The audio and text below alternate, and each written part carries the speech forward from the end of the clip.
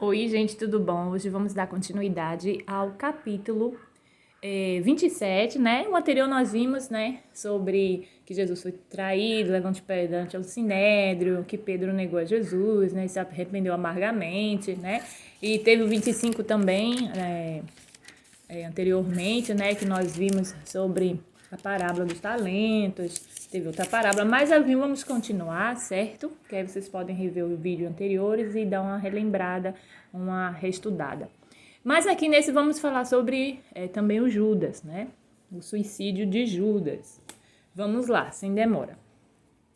Vocês lembram que Jesus falou, ai daquele, né? Seria melhor que não tivesse nem nascido, né? Do que ser traidor de Jesus, né?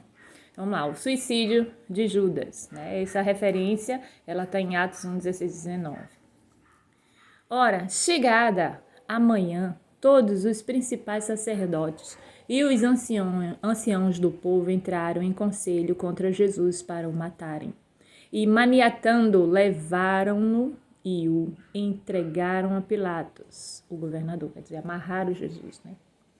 Então, Judas, aquele que o traíra, vendo que Jesus fora condenado, devolveu, compungido, a 30 moedas de prata aos principais sacerdotes e aos anciãos, dizendo: pequei, traindo sangue inocente. Responderam eles: que nos importa? Seja isso lá contigo. Quer dizer, ele reconheceu, né, de que traiu Jesus, né? Foram as moedas, 30 moedas, que essas 30 moedas de prata é um valor insignificante, esse valor, né?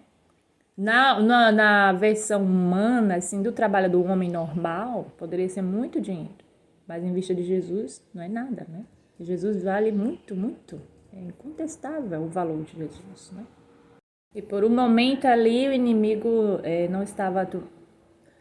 Judas não estava tomado de posse, né? Porque ele se veio ao arrependimento, foi a consciência de Judas em si como ser humano, como discípulo, como amigo de Jesus.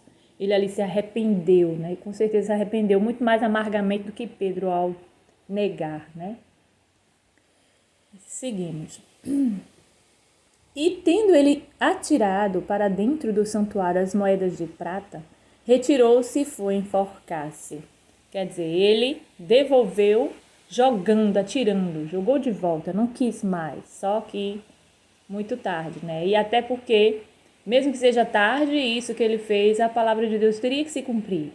Jesus teria que passar pelo que ia passar, para que hoje nós fôssemos livres e reinar um dia com ele, onde ele está reinando, né? Os principais sacerdotes, pois, tomaram as moedas de prata e disseram: não é lícito metê-las no cofre das ofertas, porque é preço de sangue. Veja como eles mesmos tinham a consciência do que eles estavam pedindo a Judas. Ao Judas, né? Eles disseram que ia pagar Judas, mas nenhum momento eles disseram: ó, Judas, essas moedas vai ser preço de sangue. Como o inimigo é sagaz, né? E sempre esconde as coisas das pessoas, mas refrisando, era necessário que se cumprisse a palavra de Deus. Então, acima de qualquer coisa que exista, a palavra de Deus ia ser cumprida. Se fosse com Judas ou outro, se fosse com essas moedas ou outras, a palavra de Deus ia ser cumprida, certo? Mas aqui eu só estou mostrando como o inimigo faz na visão cega das pessoas e como elas mentem e são hipócritas, né? Aí aqui eles, sabendo que as coisas de Deus é santa, não pode ter mancha de sangue, que ia ser cobrada, eles disseram assim, ó, não é lícito metê-las no cofre das ofertas, porque é preço de sangue. Que então? E tendo deliberado em conselho, compraram com elas o campo do oleiro para servir de cemitério para os estrangeiros. Aí usaram o dinheiro para chamado campo do oleiro, né, para servir de cemitério para os estrangeiros, né? Os estrangeiros que morressem ali eram condenados e iam fazer. Empregaram esse valor em outra coisa. Quer dizer, mesmo sendo algo usado para condenar Jesus, depois essas moedas foram usadas para que houvesse onde assentar os mortos estrangeiros, né? que não poderia ser enterrado em qualquer lugar. Geralmente eles tinham túmulos de família, né? Hoje em dia se vê muito cemitério, pela prefeitura, que é onde enterrar essas coisas, né? Eu não entendo muito bem, mas tem ainda túmulos de famílias que pagam ainda umas taxas de impostos, né? E ali, com certeza, os estrangeiros que fossem mortos enterrados ali, acho que nessa época não iam pagar nada, não sei. Acho que até hoje é assim, né? Não sei. Por isso tem sido chamado aquele campo, até o dia de hoje, campo de sangue, porque foi justamente as moedas que compraram, foi justamente as que Judas jogou de volta, né? Considerado que é preço de sangue. As que foram usadas para atrair Jesus, né? Cumpriu-se então o que foi dito pelo profeta Jeremias. Tomaram as 30 moedas de prata, preço do que foi avaliado a quem certos filhos de Israel avaliaram, e deram-na pelo campo do oleiro, assim como me ordenou o Senhor. Então veja, Jeremias já tinha profetizado isso, já tinha dito, né? Para que a palavra de Deus se cumprisse. Vocês percebem que cada ato, cada coisa, cada movimento do Senhor Jesus Cristo, toda a vida dele é precedida, já dita, já foi profetizada, já foi mostrada de Deus aos profetas anteriores? Gente, isso é incrível, né? Graças a Deus, nós somos mais do que vencedores, porque Cristo venceu a morte. Vamos lá, Jesus perante Pilatos.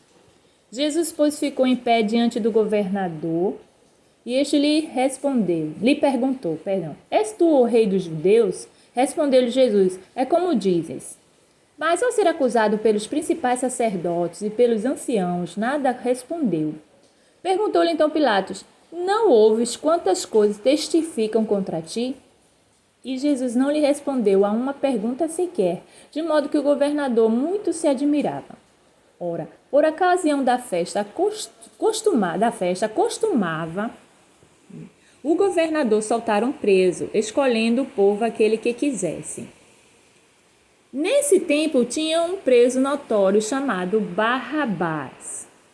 Portanto, estando o povo reunido, perguntou-lhes Pilatos, qual quereis que vos solte? Barrabás ou Jesus, chamado Cristo. Quer dizer, ele já fez isso para que as pessoas entendessem que Jesus era inocente e que pedissem a libertação de Jesus. E que se o povo pedisse isso, eu acho que com certeza Deus faria muito grandes maravilhas também, né? Estaria ali protegendo Jesus, faria, mas não é como a gente pensa e quer, né? Porque tinha muita gente má. E Deus já sondava os sonhos, e Jesus já conhecia também o coração das pessoas. E que a palavra, para que se cumprisse a palavra já dita pelos profetas, então vamos ver o que aconteceu. Pois sabia que por inveja o haviam entregado. Veja só, por inveja, né?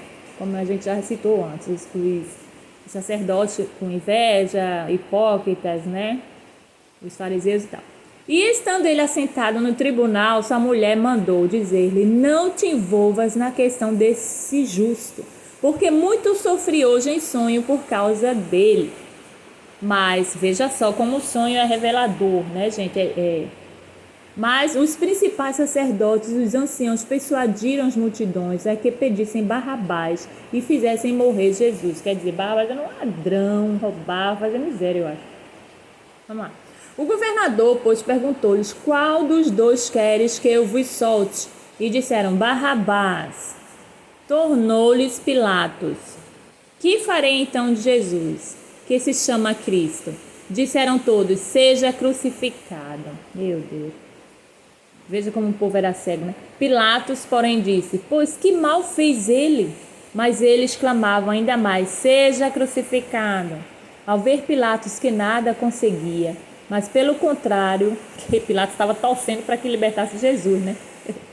Ao ver Pilatos que nada conseguia, mas pelo contrário, que o tumulto aumentava, mandando trazer água, lavou as mãos diante da multidão, dizendo, sou inocente do sangue deste homem. Seja isso lá convosco.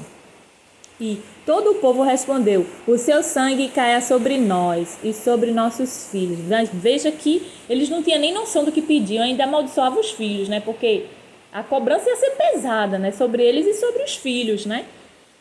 Então lhe soltou Barrabás, mas a Jesus mandou açoitar e o entregou para ser crucificado. Jesus escarnecido pelos soldados. Nisso, essa passagem a gente vê muito, né, gente? Quando é na época de Páscoa, né, nos filmes, a gente já viu em teatros, novela, e eles retratam bastante interessante, profundo essas cenas. Nisso, os soldados do governador levaram Jesus ao pretório e reuniram em torno dele toda a corte.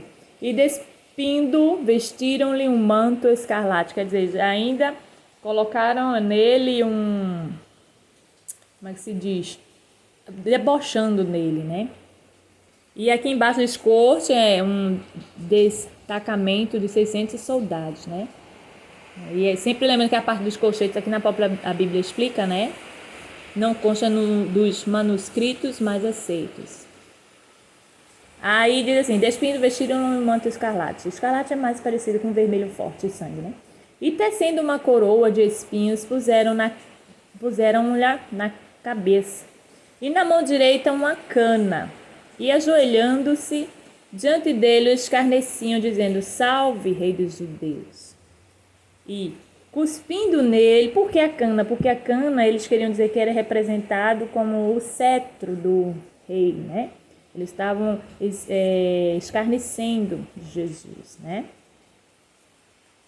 E cuspindo nele, tiraram-lhe a cana e davam-lhe com ela na cabeça. Veja como o nosso Jesus sofreu por nós. Gente, a cana é dura, a cana é deliciosa quando a gente come, mastiga ainda é dura, mas dando na cabeça, minha gente. Que coisa, né? Vocês prestaram atenção nisso. Tiraram-lhe a cana e davam-lhe com ela na cabeça. Pá, pá, veja que coisa má, né? E ele suportando tudo isso, porque as pessoas não sabiam o que estavam fazendo. Depois de o terem escarnecido, olha o que eu falei, despiram-lhe o manto, puseram-lhe as suas vestes e levaram-no para ser crucificado. Quer dizer, Jesus, isso é só um pouquinho do que Jesus sofreu muito mais por mim, por ti. Então não tem como, gente, não tem como você não crer que Jesus é o nosso Senhor e Salvador. Ele é o Filho de Deus, ele suportou tudo por nós, e espiritualmente, fisicamente, para que nós fôssemos libertos espiritualmente e fisicamente hoje, viu, gente? Então, creia no Senhor Jesus Cristo, ainda dá tempo. Ainda dá tempo. Sede iguais às 10 virgens, mas iguais 5 que creram que o noivo chegaria e deixaram ainda o azeite ali para acender sua lâmpada, e quando ele chegasse, entrasse. Eu quero deixar minha lâmpada acesa, Senhor, sempre. Eu quero mais azeite para mim, para minha família, para todos aqueles que querem mais desse azeite. A chuva tá uma bênção hoje, né? Vamos lá. A crucificação. Ao sair, encontraram um homem sirineu chamado Simão, a quem obrigaram a levar a cruz de Jesus. O pessoal tinha muito costume de usar esses nomes, né? Simão, bem comum, né? Simão Pedro, Simão outro leproso, Simão que carregou a cruz. Quando chegaram ao lugar chamado Gólgota, que quer dizer lugar da caveira, deram-lhe a beber vinho misturado com fel, mas ele, provando, não quis beber. Então, depois de o crucificarem, repartiram as vestes deles, lançando sortes para que se cumprisse o que foi dito pelo profeta. Repartiram entre si as minhas vestes, e sobre a minha túnica deitaram sortes, e sentados ali o guardavam. Puseram-lhe por cima da cabeça a sua acusação escrita: Este é Jesus, o Rei dos Judeus. Então foram crucificados com ele 2 salteadores, um à direita e outro à esquerda. E os que iam passando blasfemavam dele, meneando a cabeça e dizendo: Tu que destróis o santuário em 3 dias o reedificas, salva-te a ti mesmo, se és filho de Deus, desce da cruz. Só que eles não entendiam, gente, que Jesus falou disso do dia da morte e da ressurreição dele, né? E também houve coisas terrenas que aconteceram e a gente vai ver mais na frente sobre o véu se rasgando e tal. Mas Jesus queria informar para ele, estava mostrando, dizendo que era sobre o lado espiritual. Jesus vai morrer, mas vai ressuscitar. E eles só estavam querendo entender que era o próprio templo destruído e tal. 41. De igual modo, também os principais sacerdotes, com os escribas e anciãos, escarnecendo, diziam: a outros salvou, a si mesmo não pode salvar. Rei de Israel é ele, desça agora da cruz e creremos nele. Confiou em Deus. Livre-o ele agora, se lhe quer bem, porque disse: sou filho de Deus. O mesmo lhe lançaram em rosto também os salteadores que com ele foram crucificados. E desde a hora sexta houve trevas sobre toda a terra até a hora nona. Quer dizer, a hora nona significava mais ou menos 15 horas da tarde, né? 46. Não, 45, né? Que a gente já leu. E desde a hora sexta houve trevas sobre a terra até a hora nona. Cerca da hora nona, bradou Jesus em alta voz, dizendo: Eli, Eli, lama sabachthani, isto é, Deus meu, por que me desamparaste? Alguns do que ali estavam ouvindo isso diziam: ele chama por Elias. E logo correu um deles, tomou uma esponja, ensopou-a em vinagre, pondo-a numa cana, dava-lhe de beber. Os outros, porém, disseram: deixa, vejamos se Elias vem salvá-lo. De novo bradou Jesus com grande voz e entregou o Espírito. Quer dizer, ali ele já estava, ele sentiu as dores, né? Ele sentiu sozinho no momento, porque ele assumiu todo o pecado, dores, transgressões, iniquidades da gente, e Deus não habita nisso, né? Então, por um momento, né, como também os pregadores sempre falam isso, e dá-se entender isso, né, de que o Espírito Santo de Deus nos mostra aqui que Jesus, por um momento, se sentiu só, mas ele confiando, porque ele, como filho de Deus, ele teria vitória, aleluia, teve.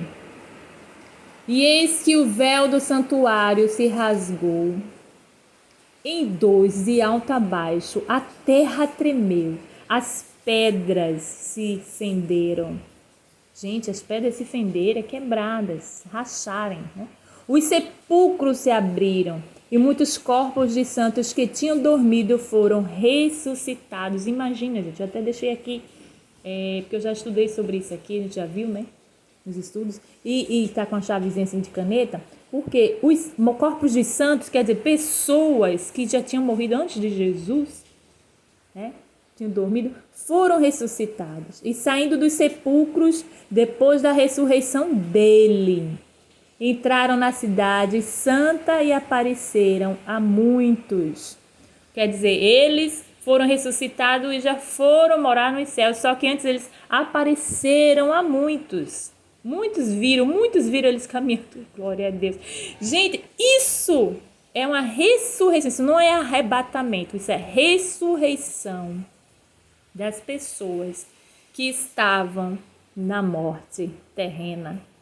E Cristo foi preciso vir à terra para que resgatasse essas pessoas da morte, dos laços do que o inimigo queria levar para o inferno, mas são pessoas que morreram em Deus, estavam sob segurança, esperando o momento de Cristo chegar. Por isso que mais lá na frente, nos próximos livros até Apocalipse, diz que as almas clamam ao Senhor: até quando, Senhor, vamos esperar? Tu vai vir buscar a gente, né? Elas têm almas de santos, assim, já após a morte, a morte e ressurreição de Cristo, já depois que morreram, depois da ressurreição de Cristo. Mas esses aqui foram antes. Por isso que eles ressuscitaram e foram morar com Jesus, porque o dono da cidade Santa e Nova já vinham veio buscá-los, né? Que coisa maravilhosa, gente. Eu vou repetir. E eis que o véu do santuário se rasgou em dois, de alto a baixo, a terra tremeu, as pedras se fenderam, os sepulcros se abriram,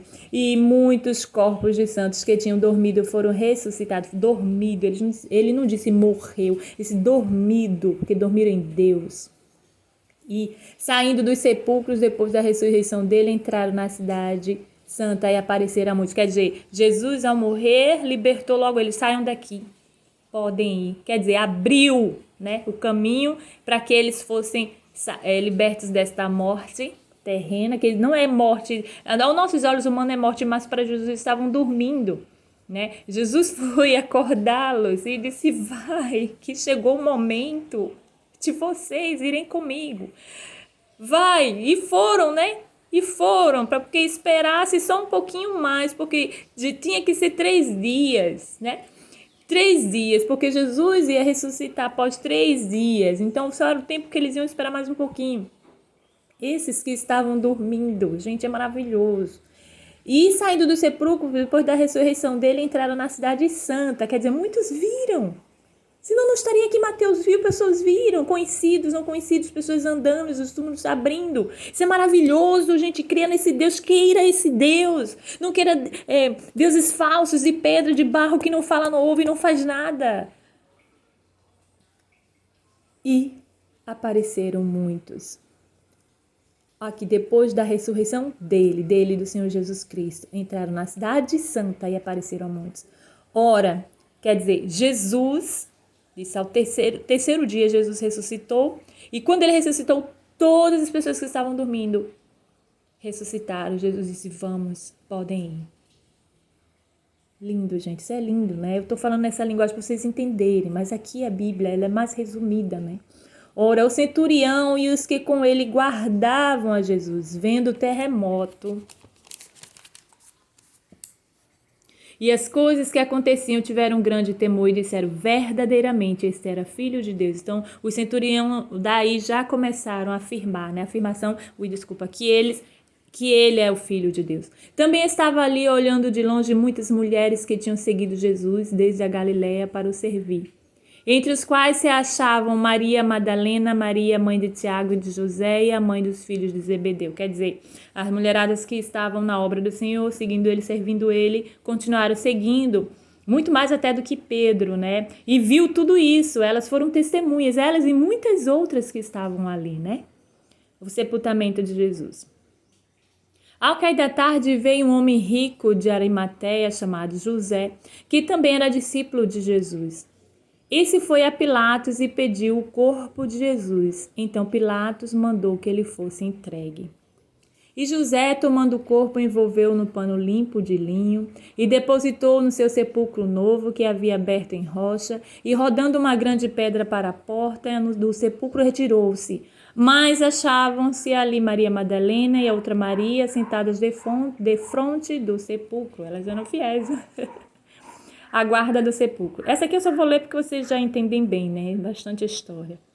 No dia seguinte, isto é, o dia depois da preparação, reuniram-se os principais sacerdotes e os fariseus perante Pilatos e disseram: Senhor, lembra-nos de que aquele embusteiro, quando ainda vivo, estavam falando de Jesus, afirmou depois de 3 dias ressurgir, e veja como eles já sabiam e creram que ia acontecer.